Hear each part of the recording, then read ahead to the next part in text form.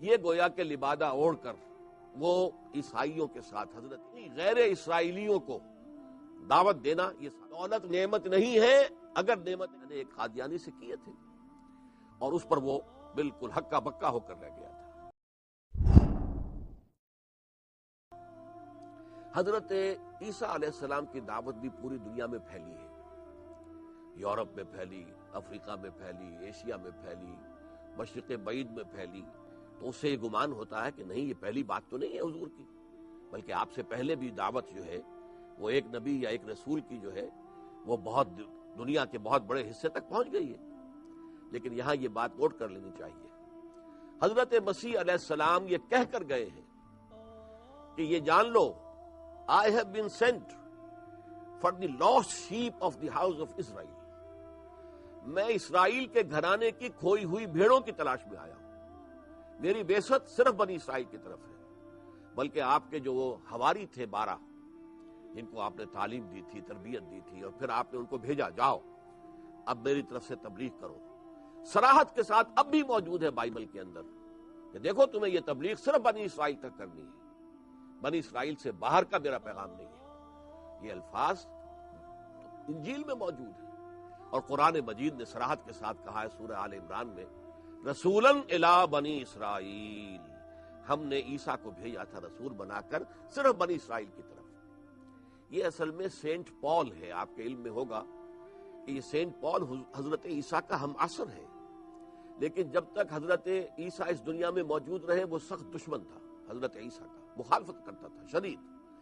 لیکن جب اللہ تعالیٰ نے حضرت عیسیٰ کو اٹھا لیا تو اس کے بعد اس نے کہا کہ مجھے رویا ہوا ہے، خواب آیا ہے یا مشاہدہ ہوا ہے، اور اس مشاہدے میں میری ملاقات ہوئی ہے عیسیٰ علیہ السلام کے ساتھ، اور میں ان پر ایمان لے آیا ہوں۔ یہ گویا کہ لبادہ اوڑھ کر وہ عیسائیوں کے ساتھ، حضرت عیسیٰ کے ماننے والوں کے ساتھ شریک ہوا۔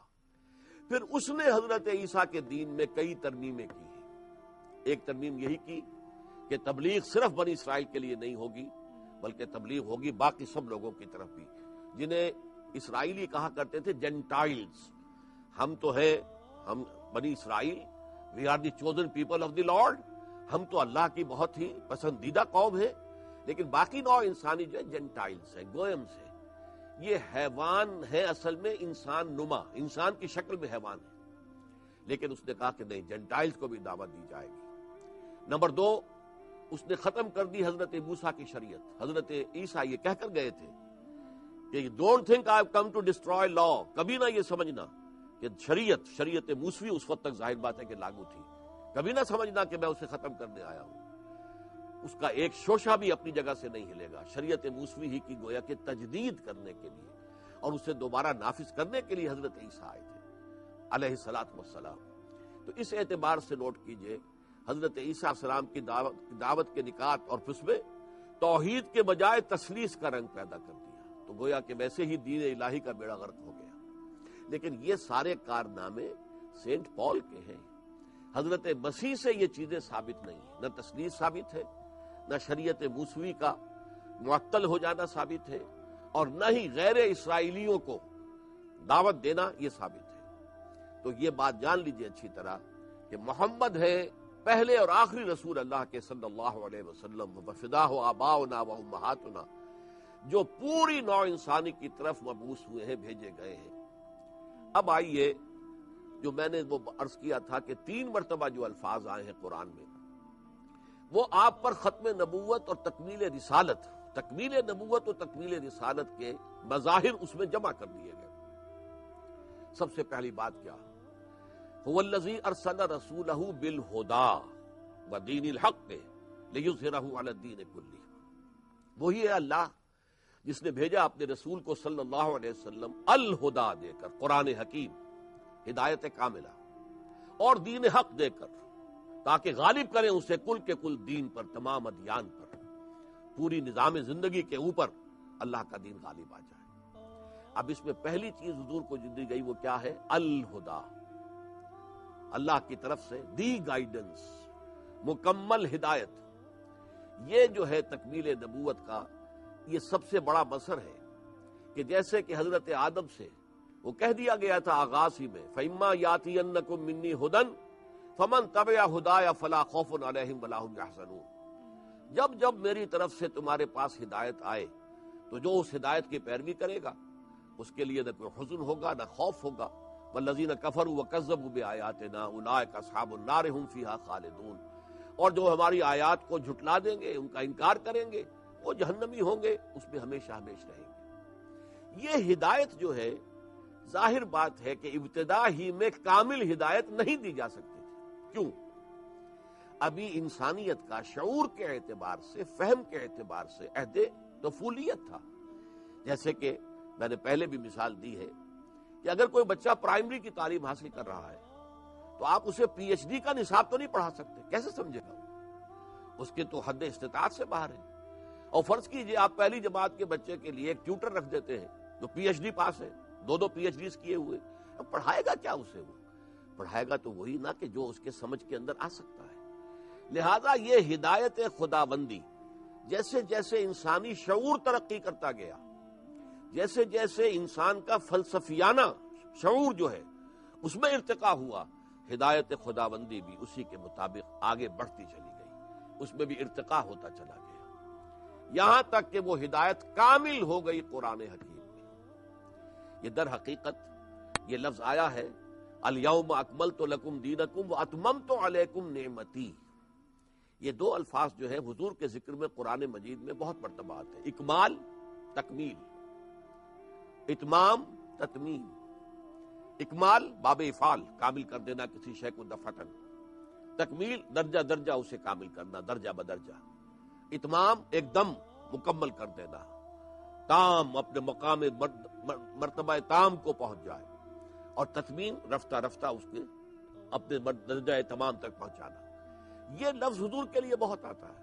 الیوم اکملت لکم دینکم، آج کے دن اے لوگوں، اے امت محمد صلی اللہ علیہ وسلم، میں نے تمہارے لیے تمہارے دین کو مکمل کر دیا ہے.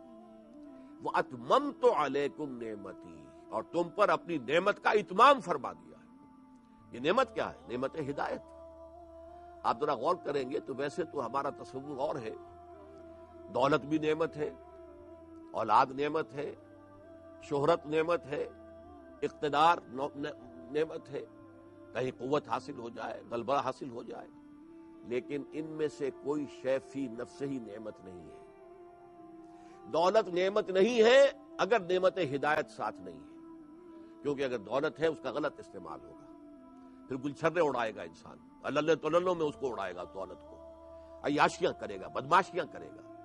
تو دولت اسی وقت نعمت ہے جبکہ نعمت ہدایت موجود ہو.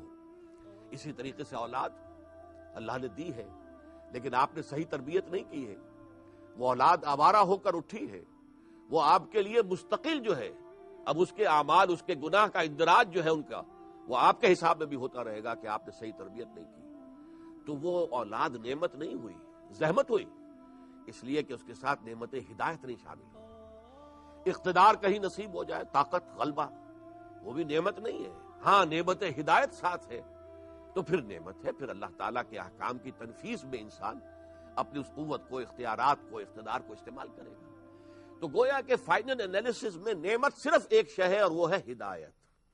ہدایت ہے تو دولت بھی نعمت ہے، اولاد بھی نعمت ہے، کہیں اقتدار ہو، طاقت ہو، حیثیت ہو، غلبہ ہو، وہ بھی نعمت ہے. اگر ہدایت نہیں ہے تو کوئی شے نعمت نہیں ہے، چاہے آپ اسے نعمت سمجھیں. تو اس لیے اتمام نعمت کا مطلب کیا ہے؟ اتمام ہدایت.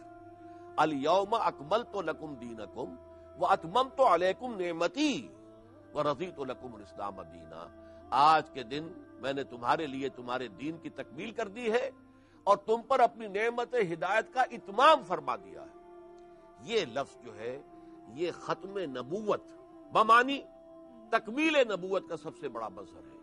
کہ نبوت کا اصل مقصد ہدایت، اور ہدایت کامل ہو گئی قرآن حکیم، کہ وہ قرآن اس تمام ہدایت کا جامع ہے اور اس کی جو انتہائی شکلیں ہیں وہ اس قرآن کے اندر جمع کر دی گئی ہیں. یہ ہے ختم نبوت اور تکمیل نبوت، کہ اللہ تعالیٰ کی ہدایت کاملہ قرآن حکیم کی صورت میں انسان کو عطا کر دی گئی. یہ مسئلہ خاص طور پر قادیانیوں کے ضمن میں بہت غور طلب ہے. ان سے اگر پوچھا جائے اور اگر کسی میں واقعی کوئی شرافت ہے، اس لیے کہ بہت سے لوگ ان میں ایسے ہیں کہ جو اس لیے قادیانی ہیں کہ ان کے باپ دادا وہ قادیانی ہو گئے تھے. کوئی وہ اب سوچ سمجھ کے اور تمام معاملات پر غور کر کے نہیں ہے. جیسے ہم اس لیے مسلمان ہیں کہ ہمارے باپ دادا مسلمان تھے، اسی طرح ان کا بھی حال ہے. تو ان میں جو بھی ذرا سمجھدار ہو اور جو بھی ذرا ان کے اندر ایسا ہو کہ جو سنجیدگی سے غور کر سکتا ہو، تو ان سے دو سوال میں نے ایک قادیانی سے کیے تھے اور اس پر وہ بالکل ہکا بکا ہو کر رہ گیا تھا. میں نے کہا تم یہ بتاؤ کہ کیا قرآن میں ہدایت کامل نہیں ہوئی؟ کہنے لگا ہو گئی. نمبر 2، کیا قرآن محفوظ نہیں ہے؟ ہے. میں نے کہا پھر وحی کی ضرورت کیا ہے؟ جب قرآن میں ہدایت کامل ہو چکی اور جب اس کو اللہ نے محفوظ کر دیا تو اب مزید وحی کی ضرورت کیا ہے؟ حضور کا سن پیدائش 571 عیسوی ہے، لیکن 40 برس کی عمر میں آپ کو معلوم ہے کہ وحی کا آغاز ہوا اور آپ کے نبوت کا ظہور ہوا. آغاز نہیں، ظہور ہوا. آپ تو پیدائشی نبی تھے، آپ تو عالم ارواح میں بھی نبی تھے، بلکہ خاتم النبیین تھے. آپ کی وہ پوری شان عالم ارواح میں بھی موجود تھی. لیکن ظہور ہوا ہے جب پہلی وحی آئی، اقرا بسم ربک الذی خلق خلق الانسان من علق اقرا وربک الاکرم الذی علم بالقلم علم الانسان ما لم یعلم. یہاں سے نبوت کا ظہور ہوا ہے.